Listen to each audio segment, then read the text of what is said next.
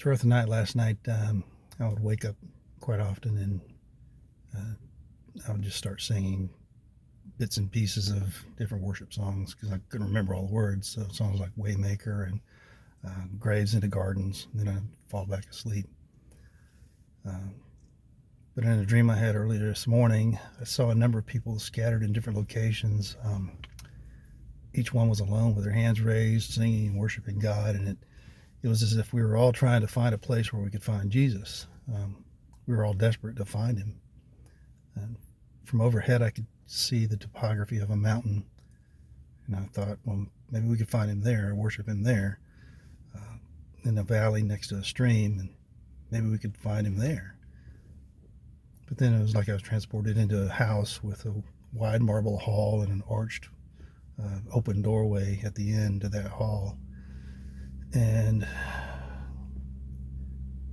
a storm was passing from left to right across that, what I could see as the entryway, with like peals of thunder, bursts of color and clouds, but no rain. And the color bursts were like red, blue, and yellow, through what looked like smoke, but it was really clouds. And I knew he was there.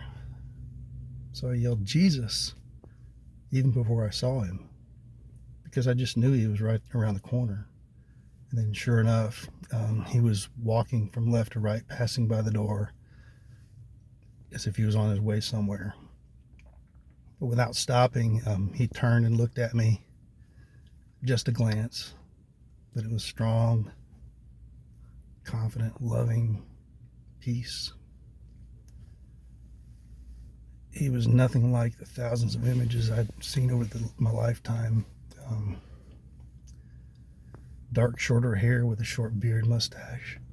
Not a wrinkle, not a blemish. Just clean and pure. But just an overwhelming peace, just in that glance. There were 3 folds of material over his head. It was like yellow, red, and then yellow again.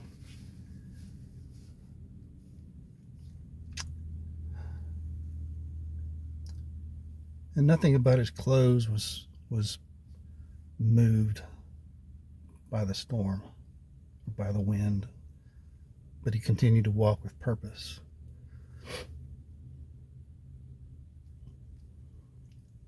He disappeared past the right side of the door frame and up onto the roof, and I ran after him and stepped up to throw one arm in my head over the flat roof line, just seeing him walk into the darker area of the storm. And I shouted out, "Jesus, bless me." And I was reaching out with that arm, trying to get to him. And he turned, lovingly smiled at me, and reached down just to touch my outstretched hand.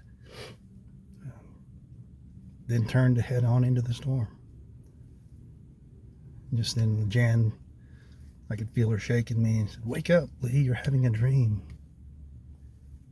And that was 5 minutes before my alarm was set to go off at 6 o'clock, which that in itself was unusual timing.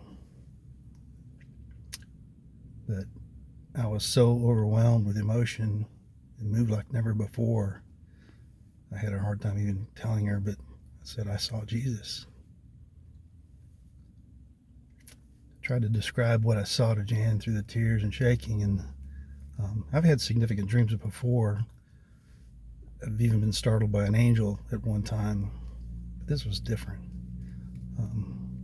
His image, the love, the peace, the confidence he exuded was incredible. He didn't need to say a word, but all that was needed was a look, a smile, a touch, and I'm wrecked. All I want to do is fall on the floor and weep.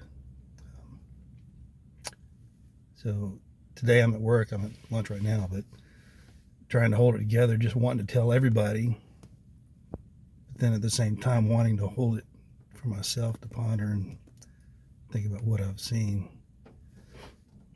I don't ever remember being this overwhelmed emotionally by a dream or a vision.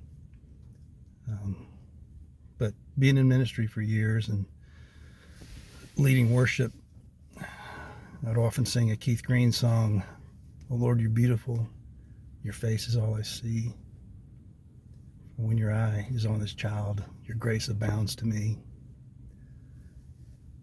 So I have no doubt that his eye is on this child, and his eye is on you too.